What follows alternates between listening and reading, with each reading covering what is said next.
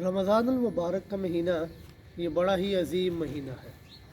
اس مہینے کے اندر اللہ رب العزت اپنی رحمتوں کے دریاؤں کو بہا دیتے ہیں۔ اس مہینے کے اندر اللہ رب العزت اتنی رحمتیں بہا دیتے ہیں کہ اگر انسان 11 مہینوں کی رحمت و برکات کو ترازو کے ایک پلڑے میں رکھ دے اور اس ایک مہینے کی رحمت و برکات کو ترازو کے دوسرے پلڑے میں رکھ دے تو 11 مہینے کی رحمت و برکات مل کر بھی اس ایک مہینے کا مقابلہ نہیں کر سکتے۔ آپ صلی اللہ علیہ وآلہ وسلم جب رمضان المبارک کا مہینہ آنے والا ہوتا تو اس کے آنے سے قبل آپ صلی اللہ علیہ وآلہ وسلم ایک عظیم خطبہ ارشاد فرمایا کرتے ہیں۔ مشکوٰۃ شریف کے اندر ہے کہ حدیث نمبر 1965 کہ آپ صلی اللہ علیہ وآلہ وسلم نے فرمایا یا ایھا الناس قد اظلکم شہر عظیم، کہ اے لوگو تمہارے اوپر ایک ایسا عظیم مہینہ سایہ فگن ہونے والا ہے۔ لفظ عظیم آپ صلی اللہ علیہ وآلہ وسلم نے فرمایا، اور عظیم کا معنی ہے عظمت والا، ایسی عظمت والا کہ اس سے بڑا اور کوئی نہیں۔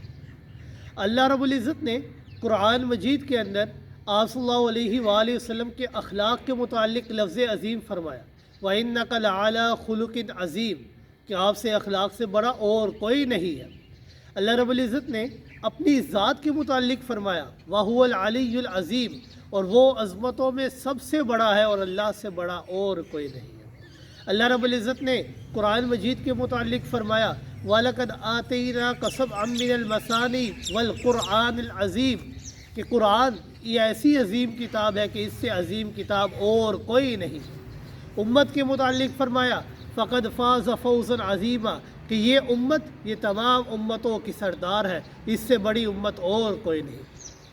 آپ صلی اللہ علیہ وآلہ وسلم نے اس لیے فرمایا یا ایھا الناس قد اظلکم شہر عظیم، کہ بڑا ہی عظیم مہینہ تم پر سایہ فگن ہونے والا ہے، ایسا عظیم مہینہ کہ اس جیسا اور کوئی مہینہ نہیں ہے۔ من تقرب فیہ بخصلۃ من الخیر کان کمن عدى فریضۃ فیما سوا، کہ اگر کوئی انسان اس کے اندر ایک نیکی کرتا ہے اللہ رب العزت اسے ایک فرض کا ثواب عطا کرتے ہیں، اور جو انسان اس کے اندر ایک فرض ادا کرتا ہے اللہ رب العزت اسے 70 فرضوں جتنا ثواب عطا کرتے ہیں۔ وَهُوَ شَهْرُ الصَّبْرِ، اور یہ ایسا مہینہ ہے کہ جو صبر والا ہے، اور یہ صبر ہی تو ہے کہ انسان کھانے سے رک جاتا ہے، پینے سے رک جاتا ہے، خواہشات نفسانیہ سے رک جاتا ہے، وہ چیزیں جو عام حالات کے اندر انسان کے اوپر حلال اور جائز ہوا کرتی ہے، اس مہینے کے اندر انسان ان تمام حلال چیزوں سے بھی اپنے آپ کو روک لیتا ہے۔ اور جو انسان صبر کرتا ہے آپ صلی اللہ علیہ وآلہ وسلم نے فرمایا ثوابہ الجنہ، صبر کے بدلے اللہ جنت انسان کو عطا کرتے ہیں۔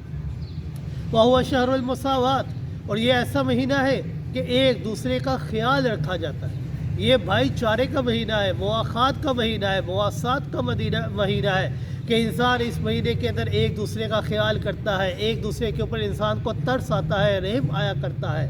وَهُوَ شَهْرٌ يُزَادُ فِيهِ رِزْقُ الْمُؤْمِنِ، اور یہ ایسا مہینہ ہے کہ اس مہینے کے اندر انسان کے رزق کے اندر اضافہ کر دیا جاتا ہے۔